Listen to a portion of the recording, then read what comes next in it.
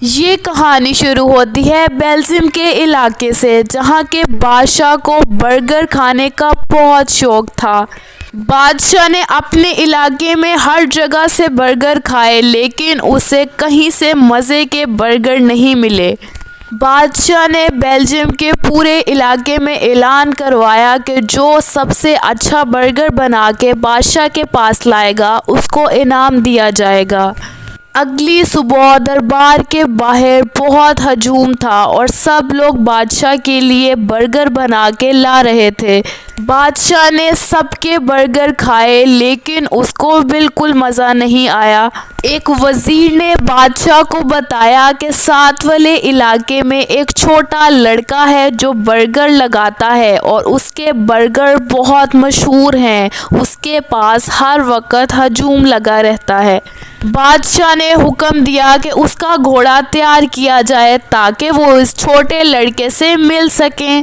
بادشاہ جب اس چھوٹے لڑکے کی دکان پہ پہنچا تو اس نے دیکھا کہ ایک بہت بڑا ہجوم ہے جو برگر کھانے کے لیے تیار ہے۔ لڑکے نے جب بادشاہ کو دیکھا، وہ جلدی سے بادشاہ کے پاس آیا اور بولا، جی حضور، میں آپ کی کیا خدمت کر سکتا ہوں؟ بادشاہ نے اس کو برگر لانے کو کہا اور لڑکے نے جلدی جلدی مزے کا برگر تیار کر کے بادشاہ کی خدمت میں پیش کیا۔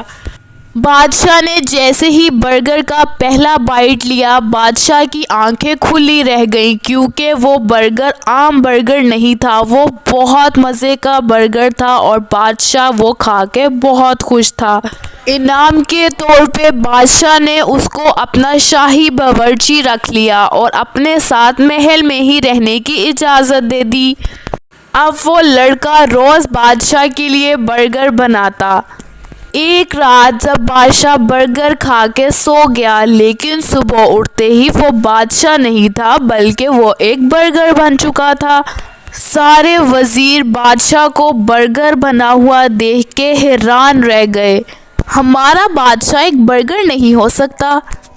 ایسا کہہ کے انہوں نے برگر بادشاہ کو محل سے باہر نکال دیا اور وہ چھوٹا لڑکا جو برگر بنایا کرتا تھا، اس کو یہاں کا بادشاہ بنا دیا۔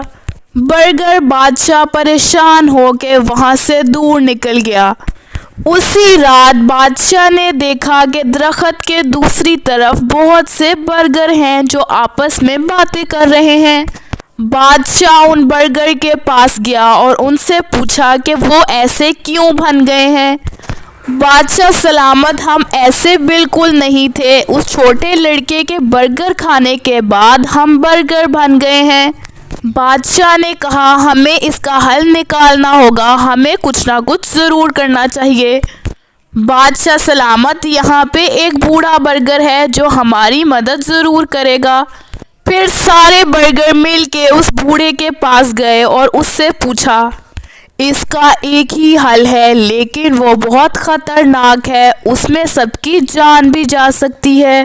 بادشاہ نے سوچ لیا تھا اس کو جو بھی کرنا پڑے وہ اس کو ٹھیک کرنے کے لیے ضرور کرے گا۔ بوڑھے برگر نے بتانا شروع کیا کہ یہاں سے کچھ دور ایک کوکی پہاڑی ہے جہاں ایک سنہری طوطا ہے۔ تمہیں اس کے سنہرے رنگ کے پروں کو جلانا ہے۔ اگر اس کا کوئی بھی پر رہ گیا تو ہم سب کبھی دوبارہ ٹھیک نہیں ہو سکیں گے۔ یہ سب سنتے ہی بادشاہ جلدی ہی کوہ کی پہاڑی کی طرف نکل گیا۔ جلد ہی بادشاہ نے اس سنہرے رنگ کے طوطے کو ڈھونڈ لیا اور اسے جلانے کے لیے آگ جلائی۔ بادشاہ نے اس کے پروں میں آگ لگائی اور وہاں سے واپس نکل گیا۔ ایسا کرتے ہی وہ چھوٹا لڑکا، اس کو آگ لگنے لگی اور وہ زور زور سے چلانے لگا، لیکن تھوڑی ہی دیر بعد چھوٹے لڑکے کی آگ ختم ہو گئی کیونکہ طوطے کے پر سارے نہیں جلے تھے۔ سب کو لگ رہا تھا کہ اب وہ دوبارہ کبھی ٹھیک نہیں ہو سکیں گے، لیکن بزرگ برگر نے اپنی طاقت کا استعمال کیا اور طوطے کے سارے پروں کو جلا دیا۔ ایسا کرتے ہی وہ چھوٹا لڑکا جل گیا اور سارے برگر واپس انسان بن گئے۔ برگر بادشاہ بھی دوبارہ سے بادشاہ بن کے بہت خوش تھا، لیکن وہ بوڑھا برگر اب زندہ نہیں رہا تھا کیونکہ اس نے اپنی ساری طاقت استعمال کر دی تھی۔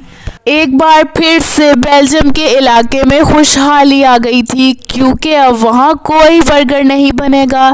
اسی کے ساتھ یہ کہانی ختم ہوتی ہے۔ ملتے ہیں نیکسٹ سٹوری میں، تب تک کے لیے اللہ حافظ۔